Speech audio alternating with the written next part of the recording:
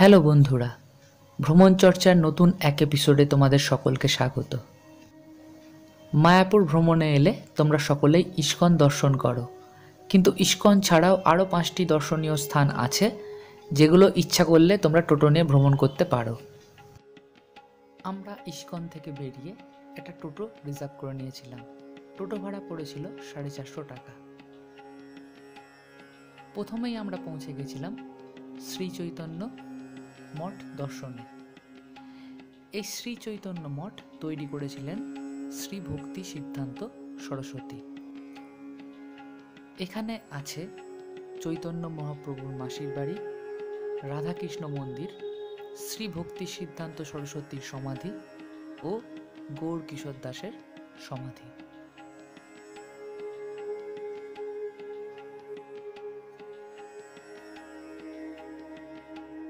এখানে সুন্দর বাগান লক্ষ্য করেছিলাম।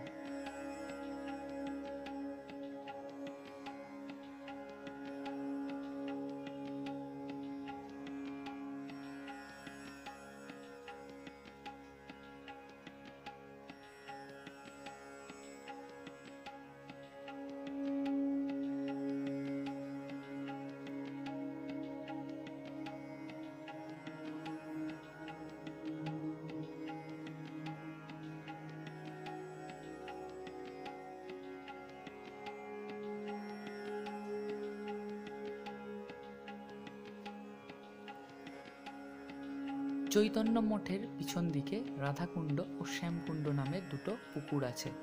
এই পুকুর দুটোতে প্রচুর মাছ লক্ষ্য করেছিলাম।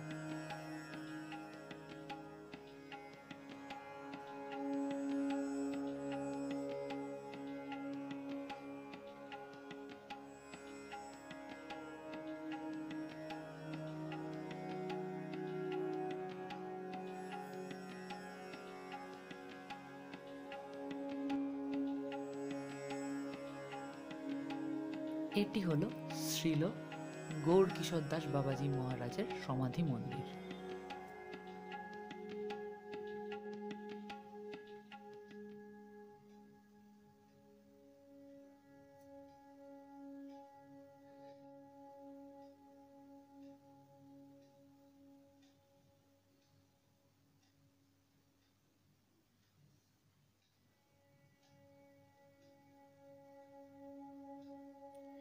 এটি হলো শ্রীল প্রভুপাদের ভজন কুটির।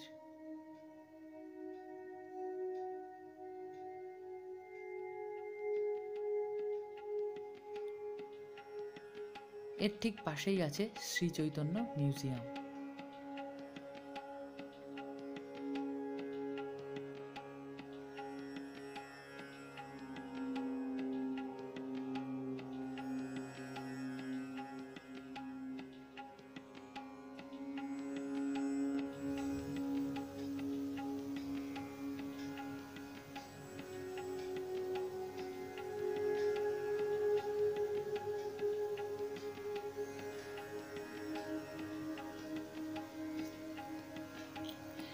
এরপর আমরা পৌঁছে গেছিলাম সেন বংশের রাজা বল্লাল সেনের নামাঙ্কিত বল্লাল ঢিপি দেখতে।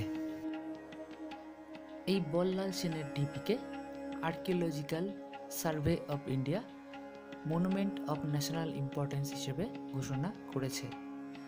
এখানে প্রত্নতাত্ত্বিক খনন কার্য চলেছিল 1982 সাল থেকে 1988 সালে।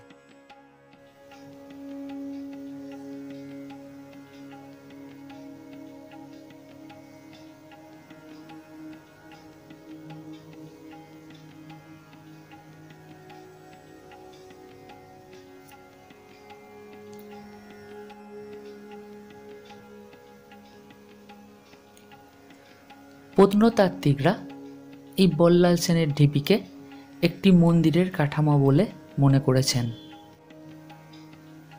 যদিও কাঠামোর উৎপত্তি নিয়ে নিশ্চিতভাবে কিছু জানা যায়নি। সত্যি বলতে কি, আমাদের দেশে এরকম কত ঐতিহাসিক স্থান আছে যেগুলি সম্পর্কে সম্পূর্ণ তথ্য আজও পাওয়া যায়নি।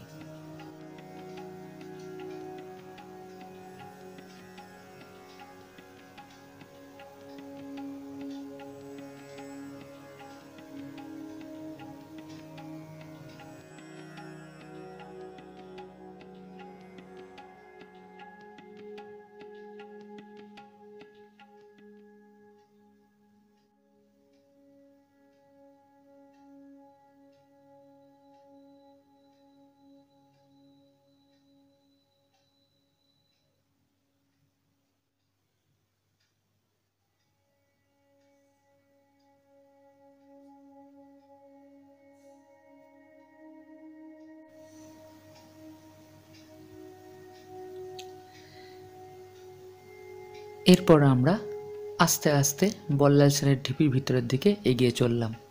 আপনারাও যখন এর ভেতর প্রবেশ করবেন খুব আস্তে আস্তে এগিয়ে যাবেন।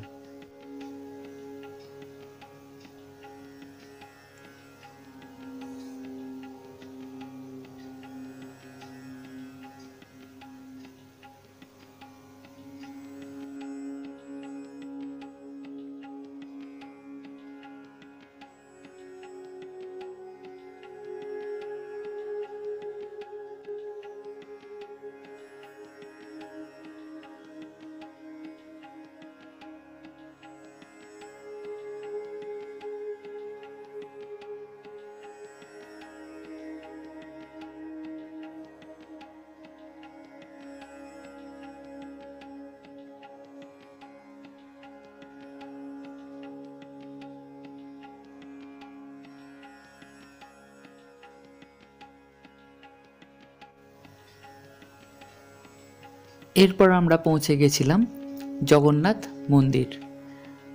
মায়াপুরের জগন্নাথ মন্দিরটি আমাদের বেশ সুন্দর লেগেছিল।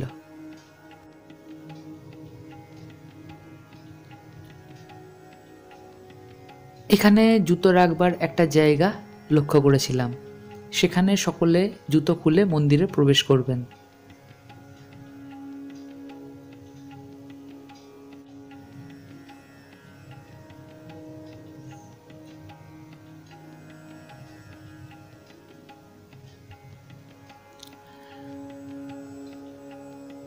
এই মন্দিরে অনেক ভক্তর উপস্থিতি লক্ষ্য করেছিলাম।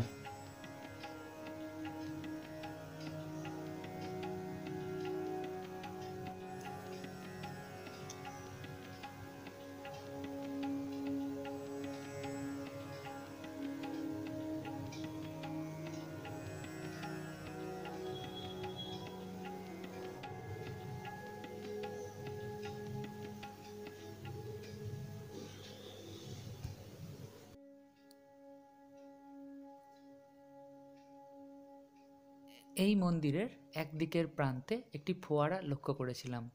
এই মন্দিরের পরিবেশ সব সময় আপনাকে মুগ্ধ করবে এটুকু বলতে পারি, তাই অবশ্যই এই মন্দিরটি মায়াপুর গেলে দেখতে যাবেন।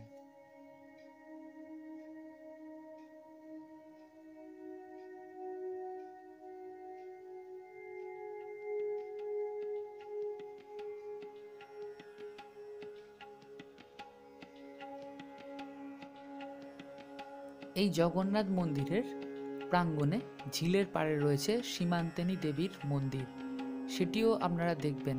এই সীমান্তিনী দেবী হলেন দেবী পার্বতীর আরেক রূপ।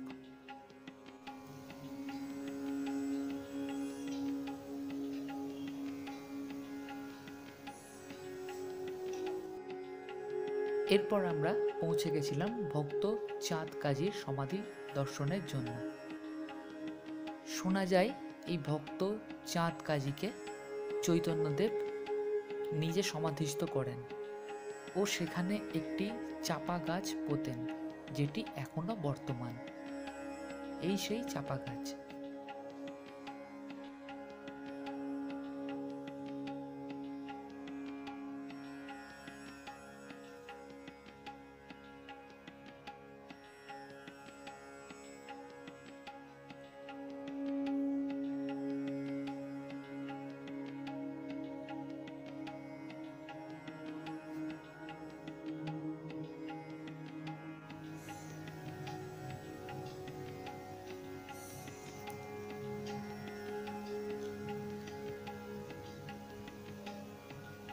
এরপর আমরা পৌঁছে গেছিলাম শ্রী ভক্তি বিনোদ স্মৃতি মন্দির দেখতে।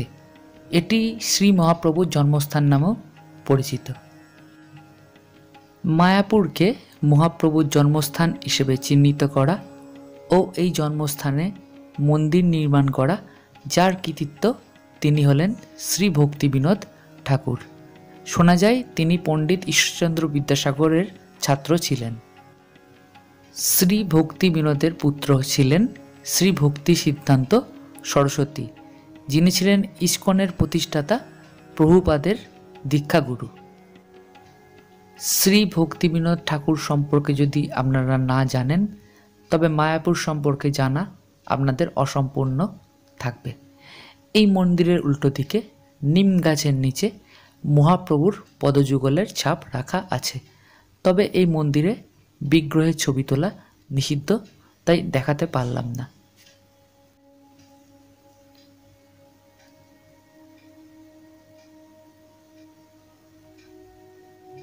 এই 5টি স্থান দেখে আপনারা দিনের শেষে নবদ্বীপের দিকে রওনা হতে পারবেন।